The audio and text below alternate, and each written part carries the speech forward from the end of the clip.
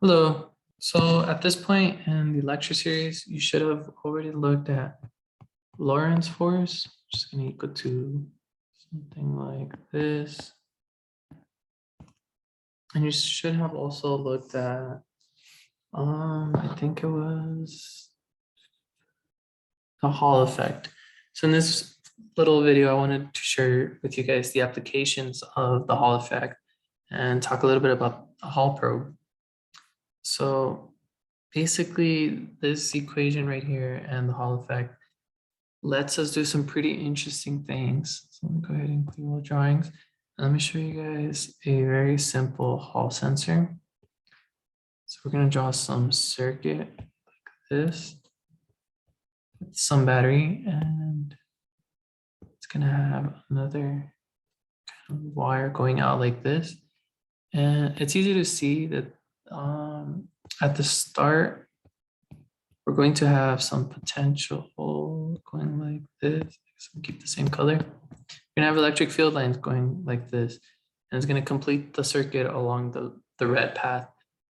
But now if we introduce some sort of magnet, so if I draw a different color, green, if I introduce this magnet right here, it's gonna have some magnetic field. And that's going to induce a force on the electrons on the plate. And it's going to make them veer off to one side. And I'm going to draw the new electric potential and plate in pink. So now we have electric field lines going perpendicular to the original ones. And this is going to create an induced EMF in the blue loop. And EMF, you could just think of like almost like a voltage source, but it relies on the original voltage source from the original red loop current. Circuit. And so this allows for us to do some very interesting things because now we have a circuit that reacts to magnetic fields, and we can do a bunch of interesting things with these magnetic fields. So let me clear all the drawings, and I'm show you guys a video of a very simple Hall sensor.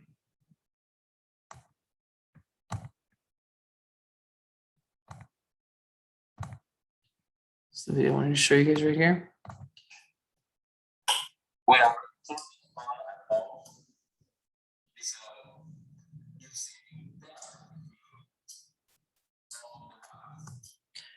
so as you can see, every time he flips the magnet, it either turns on or off.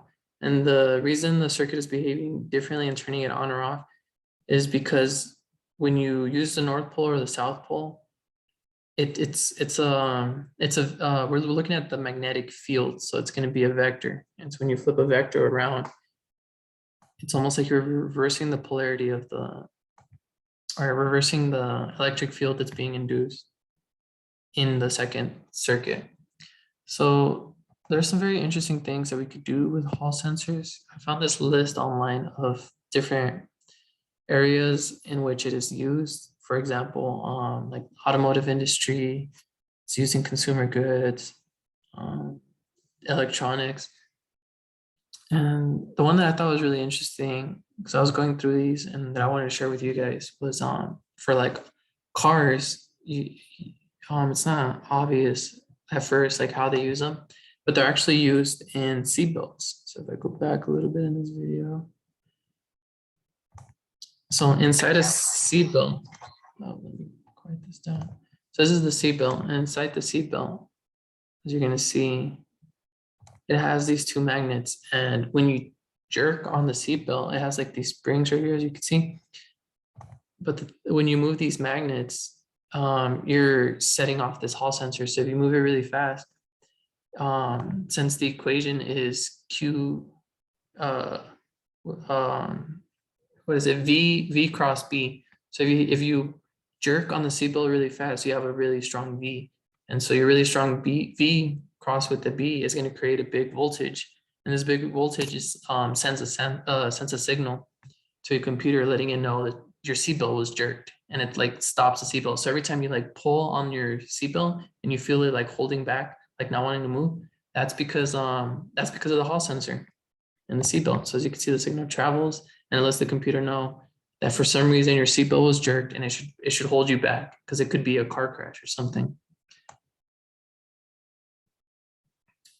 So yeah, there's different reasons why we would want to measure or why we would want to use a Hall sensor. Another interesting thing that we could do with Hall sensor is to sense magnetic fields.